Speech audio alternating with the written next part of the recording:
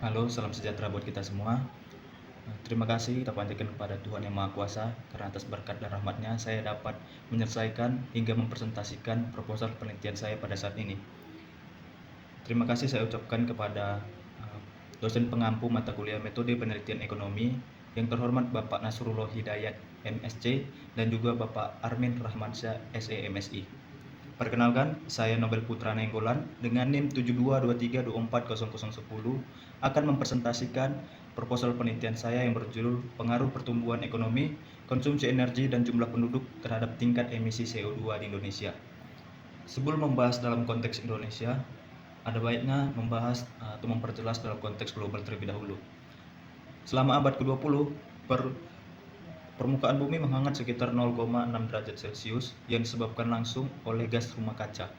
Dikutip dalam penelitian Daramola pada tahun 2021, kontribusi terbesar dalam gas rumah kaca yaitu lebih dari 60% merupakan gas CO2 yang mana 72% efek pemanasan global adalah akibat dari emisi CO2.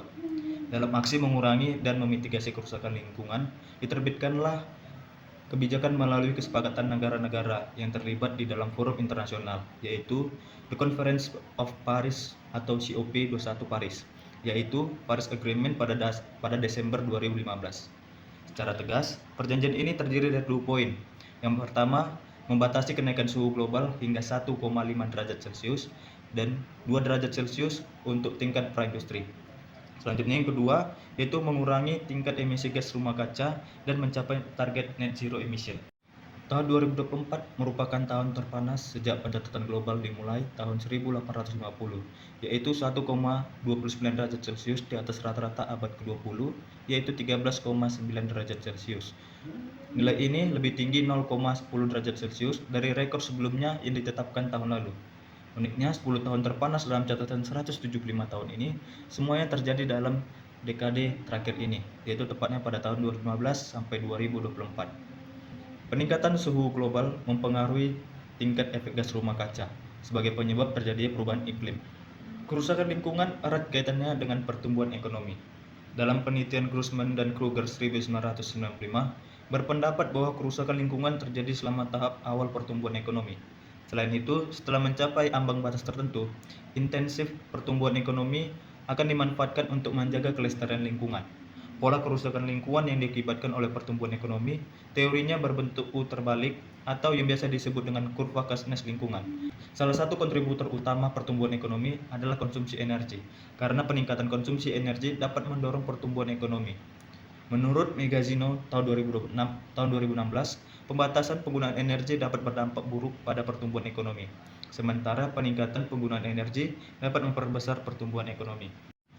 Fakta empiris menunjukkan bahwasannya konsumsi energi dan produk domestik bruto secara positif dan signifikan mempengaruhi tingkat emisi CO2, baik jangka pendek maupun jangka panjang.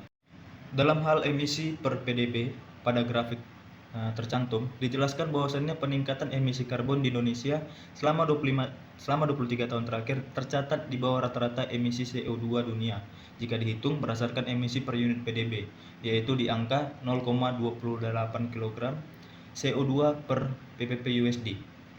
Dalam 23 tahun terakhir, tahun 2021 dengan angka 0,18 kg CO2 ppp USD menjadi tahun dengan tingkat emisi CO2 terendah per unit PDB dibanding tahun-tahun lainnya.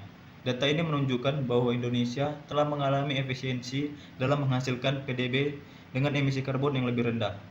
Pengaruh pertumbuhan penduduk terhadap tingkat emisi CO2 diperkuat kembali oleh penelitian Khan pada tahun 2021 yang menuliskan bahwasannya konsumsi energi tak terbarukan dan pertumbuhan penduduk berpengaruh positif terhadap jejak ekologis dan tingkat emisi CO2 di Amerika Serikat. Dalam hal produk domestik bruto yang dinyatakan dalam triliun rupiah, total PDB Indonesia bertumbuh mencapai 19,588 triliun rupiah pada tahun 2022. Dalam 23 tahun terakhir, tren PDB real Indonesia terus mengalami kenaikan yang dibarengi dengan perkembangan emisi CO2 yang relatif terhadap PDB yang fluktuatif. Data menunjukkan bahwa tahun 2020 menjadi tahun dengan tingkat emisi CO2 terendah per unit PDB. Namun di tahun yang sama, PDB real mengalami peningkatan dari tahun sebelumnya. Pada grafik ini menunjukkan bahwasannya PDB berkorelasi terhadap kerusakan lingkungan yang dihasilkan emisi CO2 relatif terhadap PDB. Dalam pengamatan penulis, penelitian yang membahas perihal faktor-faktor ekonomi yang mempengaruhi fenomena kerusakan lingkungan, khususnya tingkat emisi CO2 semakin banyak dilakukan. Namun, masih terhitung terbatas. Oleh karena itu, penelitian ini menjadi sangat menarik karena akan memberikan hasil penelitian yang baru dan menilai kondisi lingkungan, ekonomi, maupun sosial di negara Indonesia.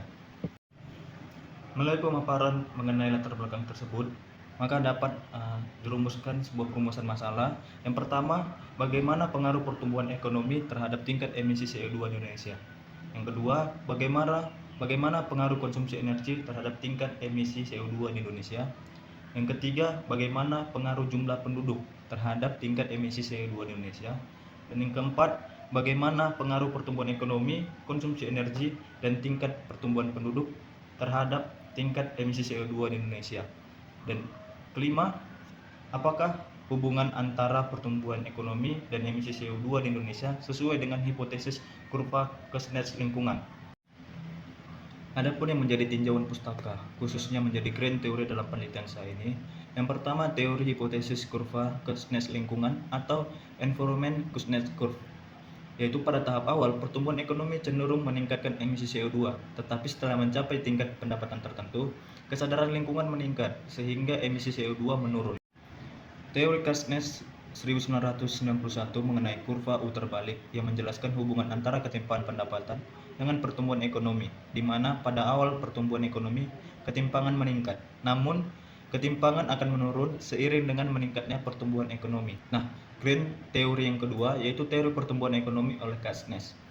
Pertumbuhan ekonomi yang didefinisikan oleh Kuznets 1991 sebagai peningkatan kapasitas jangka panjang suatu negara untuk menyediakan berbagai jenis barang dan jasa kepada penduduknya. Selanjutnya yang menjadi grand teori yang ketiga yaitu teori populasi Malthus. Pertumbuhan populasi yang tidak terkendali dapat menyebabkan tekanan pada sumber daya alam, termasuk energi, dan kontribusi pada peningkatan emisi CO2 di Indonesia. Secara teori, peningkatan jumlah penduduk dapat meningkatkan permintaan akan sumber daya alam, seperti energi dan makanan, yang pada gilirannya dapat menyebabkan peningkatan emisi CO2. Nah, adapun hubungan pertumbuhan ekonomi terhadap tingkat emisi CO2, oleh penelitian SARI pada tahun 2020 bahwa dalam jangka panjang pertumbuhan ekonomi melalui pendapatan domestik bruto berkontribusi terhadap meningkatnya emisi CO2 secara keseluruhan di 20 negara organisasi kerjasama Islam. Namun dalam jangka pendek, pertumbuhan ekonomi tidak mempengaruhi tingkat emisi CO2 secara keseluruhan. Selanjutnya, apa yang menjadi hubungan konsumsi energi terhadap tingkat emisi CO2?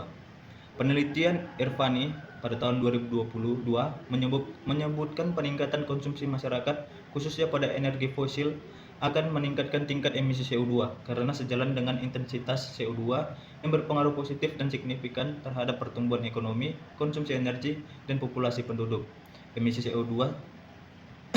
Tingkat emisi CO2 di 49 negara organisasi kerjasama Islam. Lalu yang menjadi hubungan tingkat pertumbuhan penduduk terhadap tingkat emisi CO2, yaitu penelitian dari Khan pada tahun 2021 menyebutkan bahwasannya secara keseluruhan menunjukkan bahwa sumber daya alam dan konsumsi energi terbarukan meningkatkan kualitas lingkungan dalam jangka panjang, sementara pertumbuhan populasi dan konsumsi energi tak terbarukan berkontribusi terhadap kerusakan lingkungan di Amerika Serikat.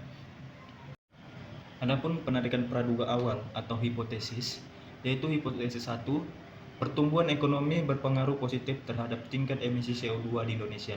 Hipotesis kedua, konsumsi energi berpengaruh positif terhadap tingkat emisi CO2 di Indonesia.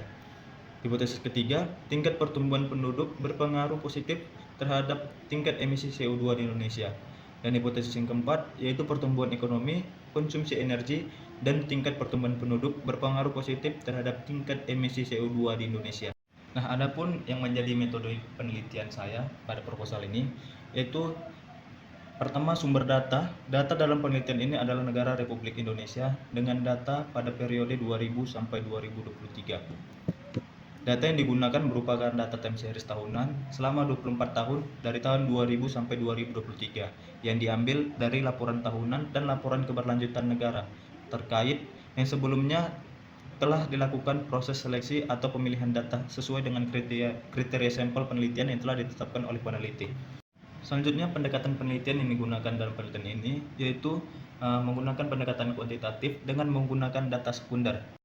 Nah, adapun teknik analisis data yang digunakan untuk mengetahui besarnya pengaruh dari suatu variabel bebas terhadap variabel trigger, maka penelitian ini menggunakan model regresi linear berganda dengan metode OLS atau Ordinary Least Square. Persamaan model yang digunakan yaitu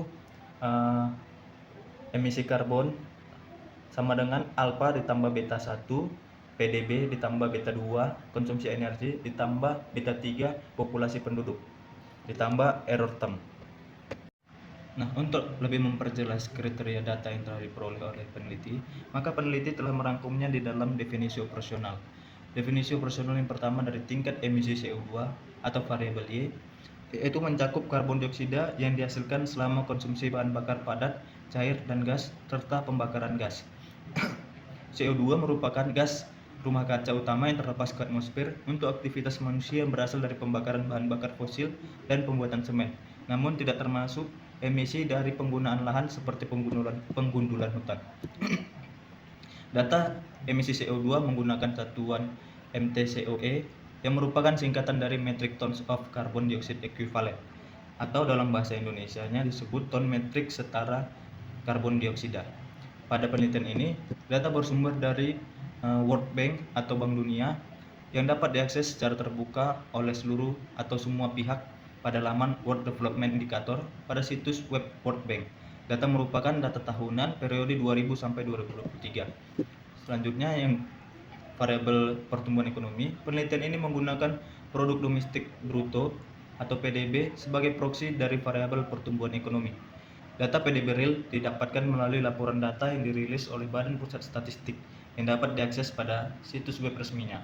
Data merupakan data tahunan periode 2000 sampai 2023 yang menggunakan satuan triliun rupiah. Untuk variabel X2-nya yaitu konsumsi energi. Energi primer adalah total energi yang tersedia sebagai sumber daya sebelum diubah, seperti batu bara sebelum dibakar, uranium, atau barel minyak.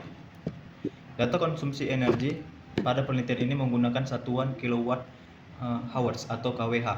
Data menggunakan variabel dari sumber data untuk variabel ini bersumber dari situs web Our World in Data yang bisa diakses secara bebas oleh seluruh pihak. Our World in Data merupakan proyek dari Global Change Data Lab, sebuah badan amal terdaftar di Inggris dan Wales.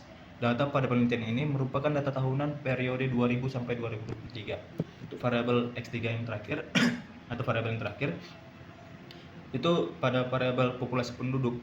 Populasi penduduk didasarkan pada definisi penduduk secara de facto, yaitu menghitung semua penduduk tanpa memandang status hukum atau kewarganegaraan. Indikator populasi penduduk yang digunakan yaitu jumlah total populasi penduduk di negara Indonesia selama periode 2000 sampai 2023. Data populasi penduduk pada penelitian ini bersumber dari situs Badan Pusat Statistik. Sekian pemaparan mengenai proposal penelitian saya ini yang berjudul Pengaruh Pertumbuhan Ekonomi, Konsumsi Energi, dan Populasi Penduduk terhadap Tingkat Emisi CO2 di Indonesia. Saya menyadari masih banyaknya terdapat kekurangan pada proposal penelitian ini. Oleh karena itu, saya mengharapkan kritik dan masukan yang membangun untuk perbaikan saya selanjutnya. Terima kasih telah menyimak pemaparan proposal penelitian saya. Presentasi pada hari ini saya akhiri. Terima kasih.